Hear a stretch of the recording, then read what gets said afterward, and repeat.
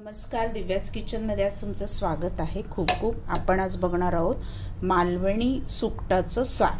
म्हणजे हे ढोंबी मासा आहे, हे मालवण्यातनंच आणलेला आहे ड्रायवाला. त्याला मी चांगला 1-1.5 तास पाण्यामध्ये भिजत ठेवलं. त्याला खूप मीठ असतं, त्यामुळे 1-1.5-2 तास भिजत ठेवला ना की तो सॉफ्ट पण होतो आणि त्याच्यावरचं ते मीठ आणि जे काही कचरा असतो ना तो निघून जातो. आता ह्याला आपल्याला क्लीन करून घ्यायचं आहे. मोठा असल्यामुळे बांगड्याचं पण असंच बनवतात, सेम सुका बांगडा, पण मला हे ढोंबी होती माझ्याकडे, त्याच्यावरचं चांगलं आपण ह्याला क्लीन करून घेणार आहोत.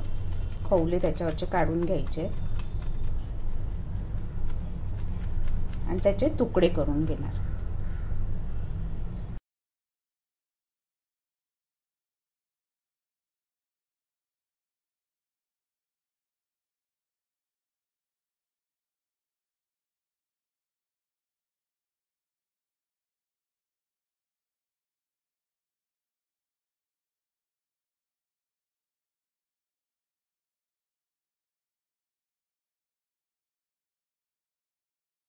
की मच्छी क्लीन करून परत पाण्यात भिजत ठेवली आहे. तोपर्यंत आपण वाटून घेऊया. त्याच्यासाठी ओलं खोबरं मी थोड्या क्वांटिटीमध्ये बनवते, त्यामुळे 1 वाटीभर खोबरं घेतलं आहे.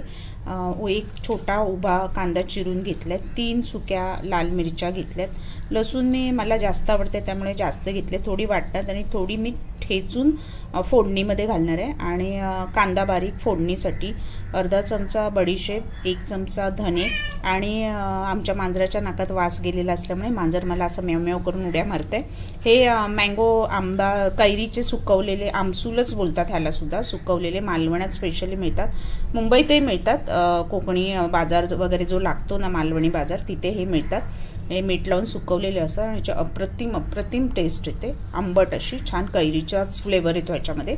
त्याचं लोणचंही बनवतात आणि हे फ्रीजमध्ये 2-3 वर्ष आरामात टिकतं. हे मी 2 वर्षापूर्वी आणलेले अजूनही माझ्याकडे आहे. तर ह्याच्यातलं मी एक जे आहे ना ते फक्त वाटणात घालणार आहे, आणि हे 2 मी रश्श्यामध्ये उकळताना घालणार आहे. कारण तिन्ही एकत्र घातले तर जरा आंबट जास्त होईल, आंबटचा बॅलन्स चुकेल, आणि सुकी मच्छी थोडी आंबट तिखट असेल तरच चविष्ट लागते. अर्धा चमचा हळद घेतली. आता हे सगळं आपल्याला वाटून घ्यायचं आहे. फोडणीचं साहित्य सोडून बाकी सगळं आपण वाटून घेणार आहे. मालवणी सुक्या मच्छीचं सार आपण बनवतो आहोत. आता ह्याला छान आपण मिक्सरमध्ये मऊ वाटून घ्यायचं. मिरच्या भिजत नाही घातल्यात कारण छान वाटल्या जातात. तुम्ही हवं तर मिरच्या, बडीशेप आणि धणे आधी अर्धा-1 तास आधी भिजत घालू शकता.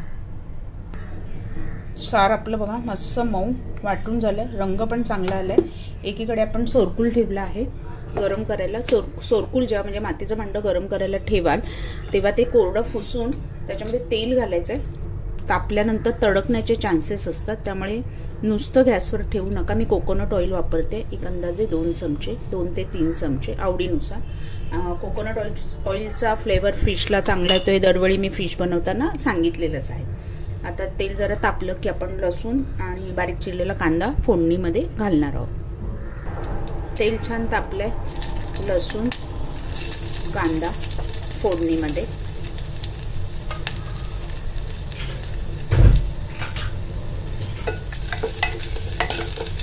थोडा रंग बदलला की आपण वाटण ॲड करणार आहोत. कांदा छान लालसर परतून झालाय आपलं वाटण, आणि मिक्सर धुवून मी पाणी ॲड करते.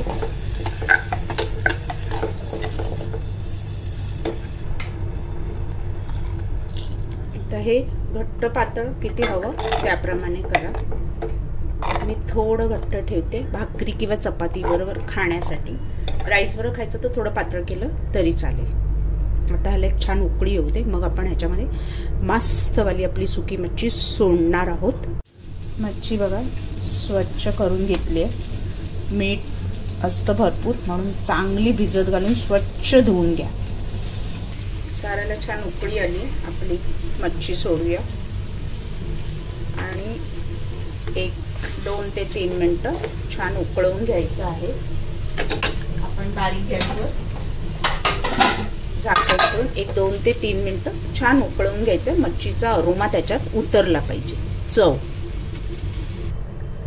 छान उकळी आली आहे. आता आपलं मीठ, फिश लवकर कुक होतो आणि आणि 2-3 मिनटं छान उकळवले मी झाकण ठेवून.